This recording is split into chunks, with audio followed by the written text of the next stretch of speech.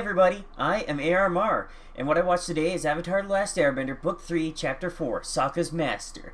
We start with the crew watching the stars, and Toph is a bit bored. I mean, she's just like seen nothing once, seen it a million times. Suddenly a star streaks to Earth past them, causes a huge crater and a vicious fire. Aang and the others use their bending to put the fire out and save a nearby town, but Sokka kind of feels a bit useless here because, well, he's the only non-bender in the group. Later, as they eat and they're talking about this, Sokka ends up expressing his feelings to the group, that he feels useless being the only non-bender. And Katara knows just the way to cheer him up. Shopping! Sokka loves his shopping, and really I can't blame the guy.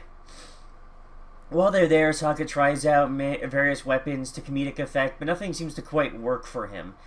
And there's even a little aside thing where Aang tries on this really, badass looking armor, but it's so heavy that he can't even move in it, and the way Aang fights, that would just be a really stupid idea. But it's good for a laugh, I'll give them that.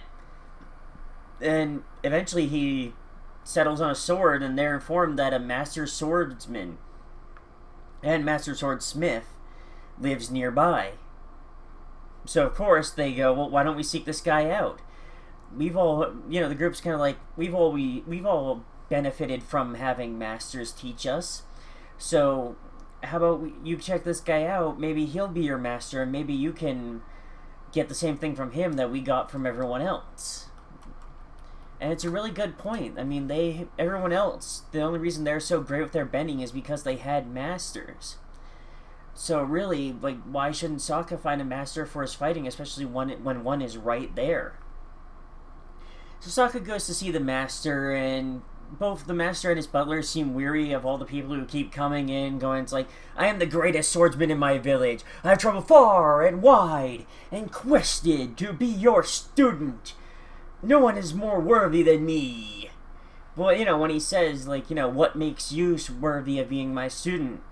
Sokka says the right thing. He knows he has a lot to learn, and he doesn't think he's worthy. Hearing this, the master agrees to train him. Because really, when you want someone to train you, you don't approach them saying, I'm already the greatest. You approach them saying, I'm here to learn. It's humility that makes a good student. So we start with Lesson 1. The sword is another part of you, an extension of your body. Sokka says, I'm an extra head, and he's like, no, like an extra long, sharp arm. We go back to the main group for a moment, and without Sokka, they're having trouble figuring out what to do, because, the entire time he's run the schedule, and they're really failing at making jokes. And then on to Lesson 2. The warrior practices a variety of arts to keep his mind sharp and fluid. They start with calligraphy, writing your name. You stamp your name on the paper. With a sword, you must learn to stamp your name onto the enemies on the battlefield. You cannot take back a stroke of the pen, just like you can't take back a stroke of the sword. Sokka misunderstands this lesson and messes up in his own spectacular way, but it is a very good lesson, especially when you're a sword fighter. You cannot take back any slash of your sword. Even if you don't hit anyone, even if you don't hurt anyone, the very act of attacking can either leave you open to an attack, or it can broadcast your intentions and possibly ruin your chance of ever settling something peacefully. A strike with your sword is permanent. Every strike must count, and every strike must have the proper intent behind it. You must know your intent and know what your sword is going to write. And that is such an important lesson to learn. Lesson 3. Landscaping teaches a warrior to see with his mind. In battle, you only have an instant to take everything in, and then remember all the details of the field you are on. And then, Sokka, sort of does this okay, but he still messes up a little. And then we get a sparring battle between him and the butler, where he actually does a good bit better, though he is advised to concentrate on what he's doing as he gets knocked down again. Lesson 4, rock gardening. It teaches you to control your surroundings and use them to your advantage. That's one lesson that, everyone needs to learn if you're going to fight, especially, I've seen it in my LARPing before. Sometimes the best way to win a battle is to know the terrain you're on and use it to your advantage. The campground we play in has a lot of areas where if you can lure the enemy into them, you can trap them between two forces, you can use their inability to move to get your advantage back. And that is so important in battle. Whether fake or real, if you know your surroundings and can control them, make them work for you, you will get such an edge. So again, I love how this episode is like putting in really real lessons, useful lessons, but keeping it framed within the story and using it to help Sokka's character development along. It's really well done. And then we get another spar battle, and we see once again Sokka is really improving with the sword. And then we move back to the main group for a moment. They're struggling to read a map and struggling even harder with the jokes. I mean, it's just painful watching them.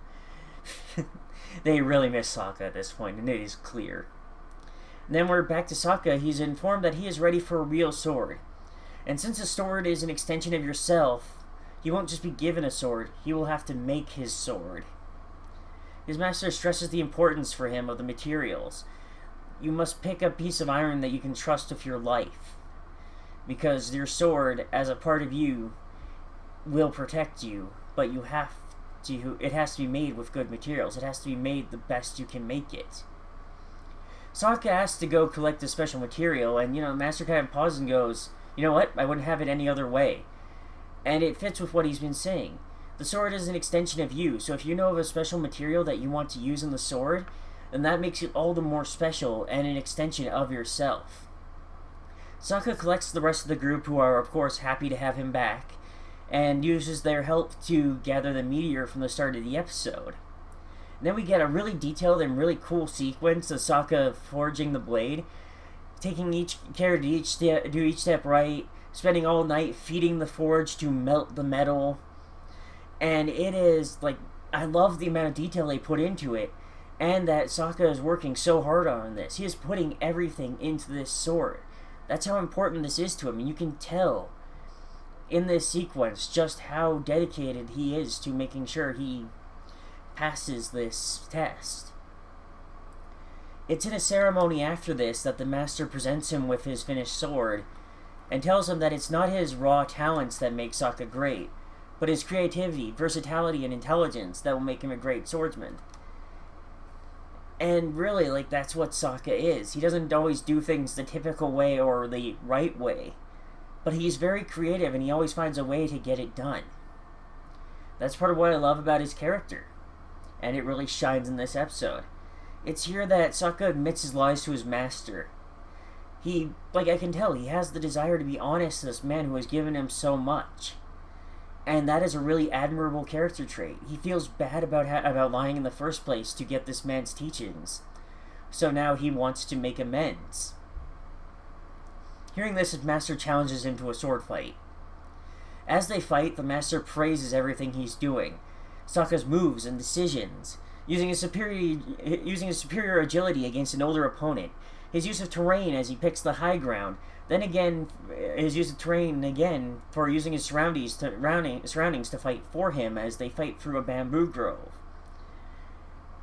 And the whole time you can tell, if you're paying attention, the master isn't fighting for real. This is a final test, a final lesson for Sokka. And in the end, he just knocks Sokka to the ground after disarming him, revealing that he knew Sokka was Water Tribe all along. And, everyone's like, wait, if you knew he was Water Tribe, then why did you train him? And, he says, he trained Sokka anyway because the way of the sword doesn't belong to any one nation. Knowledge of the arts belongs to us all. As they leave, he gives them a White Lotus Pai Sho tile as a parting gift to remember him by. And if you remember from previous episodes, the White Lotus is a organization that spans the continents.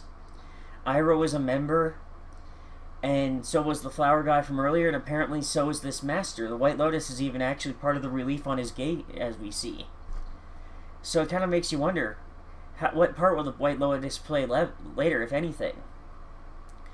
Sokka gives Toph a small fragment of the meteorite, and she's able to bend it into various shapes, kind of make me wonder what exactly the properties of this metal are. Because that's really cool. Like, we haven't really seen her, deftly shape Earth before. Usually it's just big boulders or firing something. This is the first time I've seen her do, like, fine shapes like that, and I'm wondering if it's a difference in the metal or just her wanting to show off. One thing I've been sort of skipping over that was interspersed in this episode was a bunch of scenes of Iroh.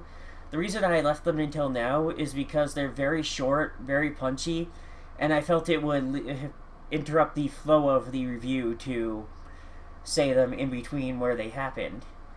But interspersed between Sokka's lessons are these images of Iroh, and the guard thinks he's just growing fatter and sloppier and is just crazy now and drooling in his cell, but secretly, every time he's not being watched, Iroh is working out like mad, honing his body and keeping his mind in shape. And you can tell he is planning something or he is waiting for someone, but he is not waiting idly. I can't wait to see what will happen next, and I'll see you guys next episode.